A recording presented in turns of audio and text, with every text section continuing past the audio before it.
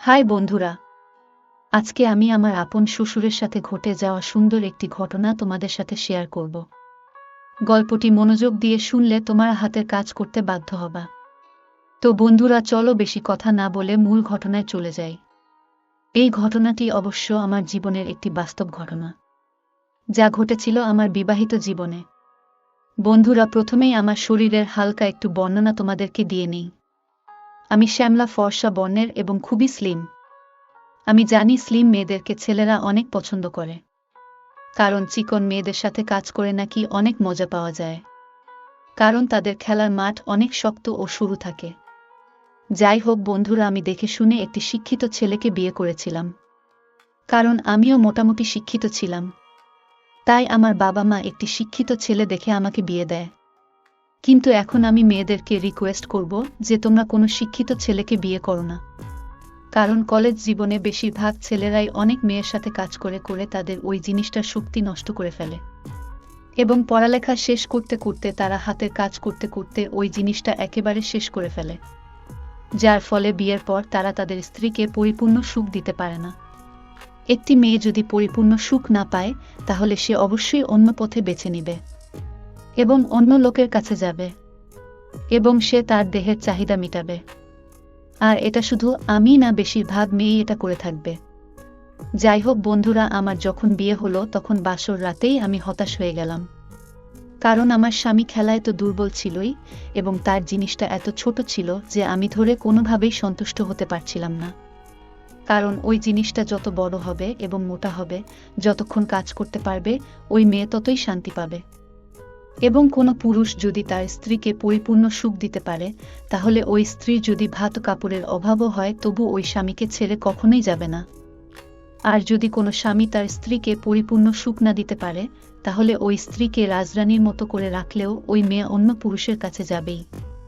কারণ একটি মেয়ের আসল চাহিদা হচ্ছে তার শারীরিক চাহিদা। সুতরাং আমার স্বামী যখন আমার চাহিদা পূরণ করতে পারছিল না, তখন আমার মনের মধ্যে অস্থিরতা শুরু হয়ে গিয়েছিল।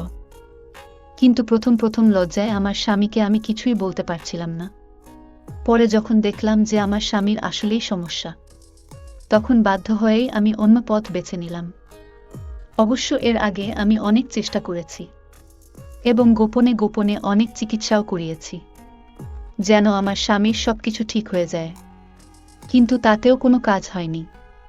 বাসর রাতে যেমন আমার সাথে কাজ করতে করতে তার 2 মিনিটের ভিতরে পানি বের হয়ে গিয়েছিল, এখনো এরকমই হয়।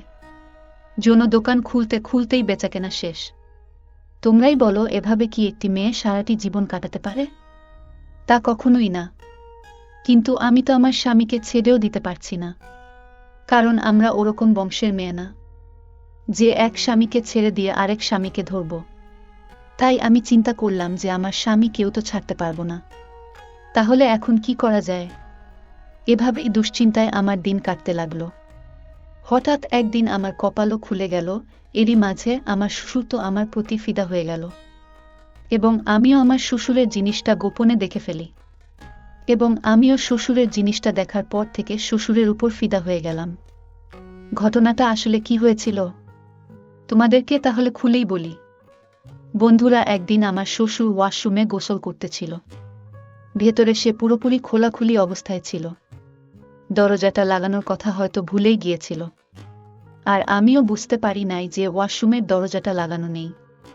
তাই আমি হঠাৎ করেই কোনো একটি দরকারে ওয়াশরুমের ভিতরে ভুল করে ঢুকে গিয়েছিলাম, আর ঢুকতেই দেখি আমার শ্বশুরের ইয়া বড় ও মোটা জিনিসটা দাঁড়িয়ে আছে, এবং আমার শ্বশুর তার হাত দিয়ে হাতের কাজ করে নিজের মনের সুখ মেটাচ্ছে।